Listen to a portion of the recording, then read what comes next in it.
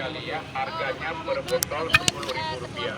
Satu botol Syedaralun, Satuan Polisi Pamong Praja dan Wilayatul Hisbah Aceh Besar kembali melakukan penertiban terhadap para pedagang kaki lima atau PKL yang berjualan di bahu jalan di Pasar Selimum Aceh Besar pada Senin 19 September 2022.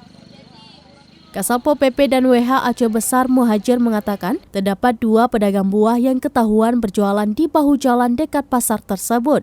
Pasalnya, keberadaan pedagang yang berjualan di bahu jalan tersebut mengganggu pengguna jalan lainnya. Selain itu, pihaknya juga meminta agar Ketua Keamanan Pasar agar bersama-sama menjaga ketertiban masyarakat, baik dari pedagang, sopir angkutan umum, dan masyarakat yang parkir sembarangan.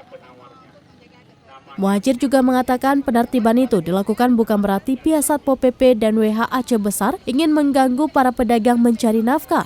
Namun dalam aturan sudah diatur di mana saja lokasi-lokasi yang memang bisa dijadikan tempat dagangan dan tidak di sembarangan tempat.